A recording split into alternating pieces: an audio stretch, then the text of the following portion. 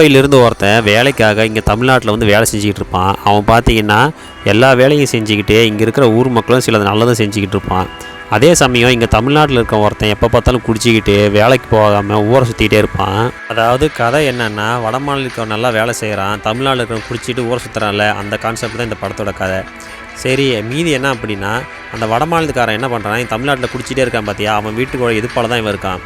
அப்போது அவன் குடிச்சிட்டே சுற்றுறான் பார்த்திங்களா, அவனோட ஒய்ஃபுக்கும் இந்த வடமாநிலத்துக்காரனுக்கும் ரொம்ப நல்லா ஃப்ரெண்ட்ஷிப் ஏற்படும்.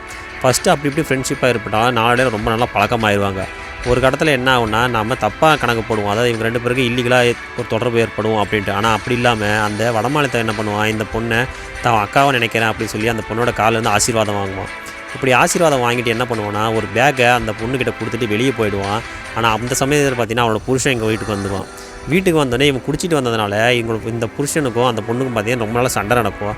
அந்த சண்டையில் ஒருத்தர் மாற்றி அடிச்சிட்டு ஆவாங்க. அப்போ பார்த்தீங்கன்னா அந்த வடமாநிலத்துக்காரர் வருவான். அவன் வந்தோடனே பார்த்தீங்கன்னா இங்கே இருக்க தமிழ்நாட்டுக்காரனை அடிச்சிடுவான்.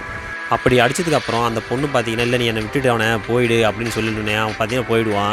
அடுத்த நாள் காலையில் இந்த பொம்பளை பார்த்தீங்கன்னா வீட்டை விட்டு போயிடுவாங்க. இனிமேல் அவங்க கூட நான் வாழ மாட்டேன்னு சொல்லிட்டு போன உடனே நான் இந்த ஹிந்திக்காரன் என்ன பண்ணுவான், அவங்ககிட்ட போய் எங்கள் வீட்டில் ஒரு பை கொடுத்துருந்தேன், தயவு செஞ்சு எடுத்து கொடுங்க அப்படின்னு சொல்லுவான். இல்லை ஒழுங்கு மாதிரியே போயிடு அப்படின்னு சொல்லி மிரட்டின உடனே சரின்ட்டு இவன் வேலைக்கு போயிடுவான். வேலைக்கு போயிட்டு ஈவினிங் என்ன ஆகுனா போலீஸ் வரும். போலீஸ் வந்து என்ன ஆகுன்னு பார்த்தீங்கன்னா, அந்த வடமாநிலக்காரன் ஆக்சிடென்ட் ஆகி செத்து போயிருப்பான். இது பார்த்தீங்கன்னா நம்ம மேலே தப்பு வந்துடும் சொல்லி இவன் பயந்துக்கிட்டு இருப்பான். ஆனால் பார்த்தீங்கன்னா இது நிஜமாகவே ஒரு ஆக்சிடென்ட் ஆகி இறந்துருப்பான்.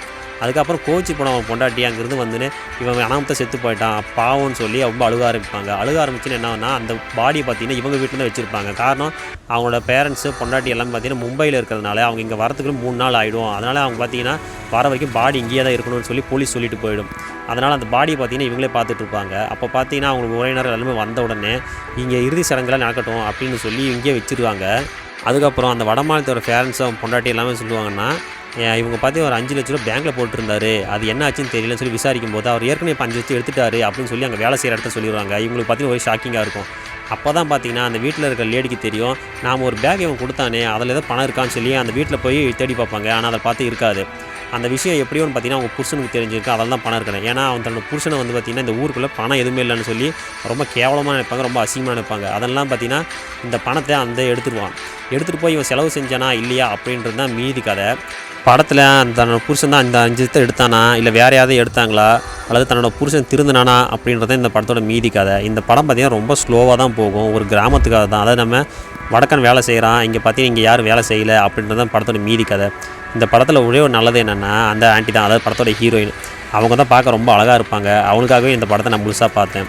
நான் அவங்க பார்க்க ரொம்ப கிராமத்து பொண்ணு மாதிரி ரொம்ப சூப்பராக இருந்தனால தான் அந்த படம் முழுக்கவே பார்த்துருந்தேன். ஆனால் அவங்களும் பார்த்தீங்கன்னா படத்துக்கு தகுந்த மாதிரி ரொம்ப அழகாகவும் நடிச்சிருந்தாங்க. இந்த படம் பார்த்தீங்கன்னா ரொம்ப எதிர்பார்த்த அளவுக்கு ரொம்ப பேசு பொருளாக இருக்காது.